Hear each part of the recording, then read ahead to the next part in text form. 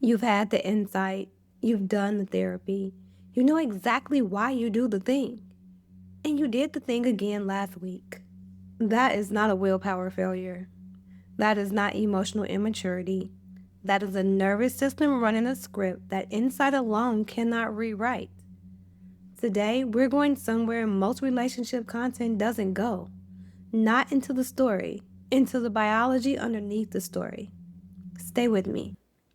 Welcome to the Regulated Life, where relational nervous system science meets real life healing. If your body is tired of protecting you from the people you love most, you're in the right place. I'm Erica Carter Folk, transformational coach, NLP trainer, nervous system educator, and the person who will absolutely tell you the truth your body's been trying to tell you for years. So let's get into it. Here's the question I want to hold with us through this entire episode. Why does your intellect fail you the moment your relationship gets tense? Not why in the abstract, why biologically? What is happening in your brain and body in the 3 seconds between everything is fine and I can no longer access the version of myself I was 5 minutes ago? Because I think most relationship content stops at the story level. It helps you understand the what your pattern is, what your attachment wound is, what your childhood dynamic was. And then it leaves you standing there with a very sophisticated explanation for behavior you are still engaging in. Today, we're going deeper. We're going into the body. We're going into the science. And by the end of this episode, you're going to understand not just what your nervous system does, but why it cannot respond to insight alone. Let me walk you through what is actually happening neurobiologically when a relational pattern gets triggered. Your nervous system, specifically what Dr. Stephen Porges identified as your autonomic nervous system, runs a continuous subconscious threat surveillance process called neuroception. This is distinct from perception. Perception is conscious. Neuroception happens below the level of conscious awareness before you have any cognitive access to what your body has already decided. Your neuroception is scanning for a signal in every interaction. Tone of voice, facial expression, proximity, eye contact, silence, pace of response, and is running the scan against a library of relational data that was compiled largely before you were 5 years old. When your neuroception detects a signal that matches something it has categorized as a threat, a partner's flat tone, a moment of distance, a delayed response, it triggers what is called a sympathetic mobilization or dorsal vagal collapse, depending on your particular nervous system default pattern. Here's why this matters for relationships. When sympathetic mobilization fires, blood flow actively redistributes away from the prefrontal cortex, the region responsible for empathy, rational decision making, nuanced language, and connection, and toward the amygdala and brainstem structures responsible for survival. In practical terms, your logic goes offline.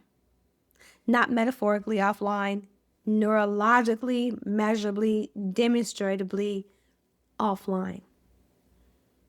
This is why you can know exactly what the right thing to say is, and your mouth still says the wrong thing. Why you can know that your partner is not actually a threat, and your body still treats them like one. Why all the communication scripts in the world do not help when your prefrontal cortex has left the building.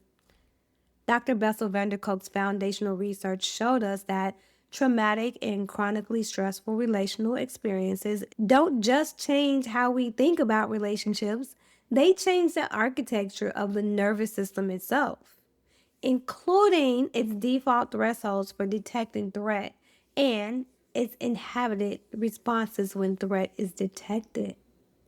The pattern isn't a decision. It's a deeply grooved neurological pathway that your body has practiced, in some cases, for decades. Now let's bring this into the actual texture of daily relational life. Because I think one of the reasons the science doesn't land for people is that they imagine it applies to big dramatic moments, to screaming fights, to catastrophic ruptures. And what I see in the people I work with consistently across every background and every relationship type is that the pattern most often activates in the small moments. The partner who sighs, the friend who doesn't respond the way you expected, the colleague who seems suddenly off, the family member who pauses half a second longer than usual before answering. Small signals, enormous nervous system responses. And this is where I want to talk about something specific to the people in this audience, the high functioning, high achieving, emotionally intelligent adults who have spent years mastering the performance of competence. I call this the performance of capacity. You know this person. You might be this person. The leader who holds every room together at work. The parent who is completely present and patient in every public context. The friend everyone calls in a crisis because you always know what to do. And then you walk through your own front door into the space where you are with the people who are closest to you, the people you love the most, the people you have nothing to prove to, and the floor gives out. Not dramatically, quietly, shut down, emotional flatness. The slow withdrawal behind a wall you didn't consciously decide to build. The partner who gets the emotional leftovers. The kids who get the version of you that ran out of bandwidth at 3 p.m. The friends you keep meaning to call back. This is not a character flaw. This is a depletion pattern. When the performance of capacity exhausts the ventral vagal complex, the part of the autonomic nervous system responsible for genuine social connection and felt safety, the system has nothing left to offer genuine intimacy, so it defaults to its most economical option, a Sentry archetype. The Sentry archetypes are the 6 protection patterns your nervous system builds and runs when emotional safety is uncertain. And for high-functioning people, the Sentry often doesn't show up at work because work is a controlled environment where the rules are clear and the threats are manageable. The Sentry shows up at home with the people safe enough to receive the truth of how depleted you actually are. Let me walk you through what this looks like for a few of the archetypes specifically. The armored sentry at home looks like control, managing logistics, directing the household, maintaining a competent performance even when nobody's watching. Because the armor doesn't have an off switch. The people who love you experience you as present but unreachable. You're in the room, you're nowhere near available. The Appeaser sentry at home looks like hypervigilance to everyone else's emotional weather. Before anyone says a word, you've already scanned the room, assessed the moves, and begun adjusting yourself accordingly. You manage the peace before anyone asks you to. You abandon yourself preemptively, and you end the night exhausted in a way you cannot quite name. The bunker sentry pulls back completely. Physically present, relationally withdrawn. The bunker interprets proximity as demand. And when the demand exceeds capacity, the drawbridge goes up. This pattern is particularly heartbreaking in relationships because the person the bunker is closing off to is often the same person they most want to be close to.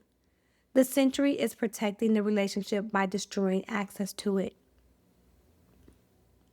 None of these people are trying to harm the people they love.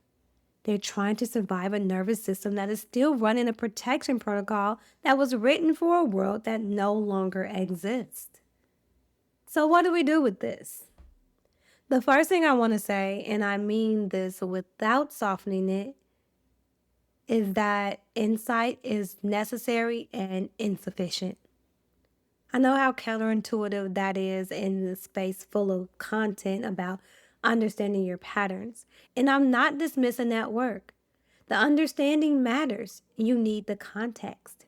But context without somatic intervention leaves you with a very sophisticated explanation for a pattern you're still living.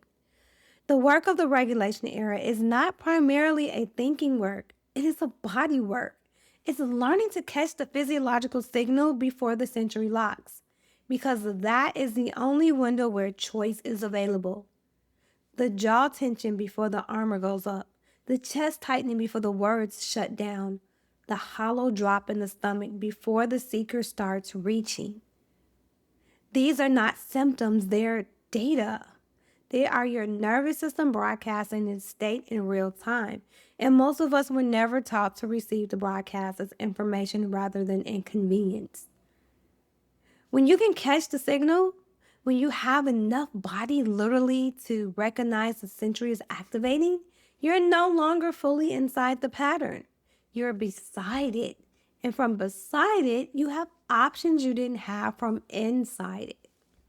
Dr. Daniel Siegel calls this the window of tolerance, the regulated zone where the nervous system can hold activation without being hijacked by it. Somatic regulation work is, at its core, the practice of widening that window, increasing your nervous system's capacity to stay present in conditions that previously sent it straight into protection mode. This is not about becoming someone who doesn't react.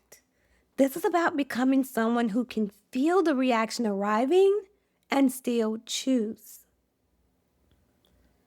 That is what I am building with every person I work with. And it's what this podcast exists to give you. One episode, one tool, one piece of science at a time. This week on The Regulated Life, we are going deep into the body.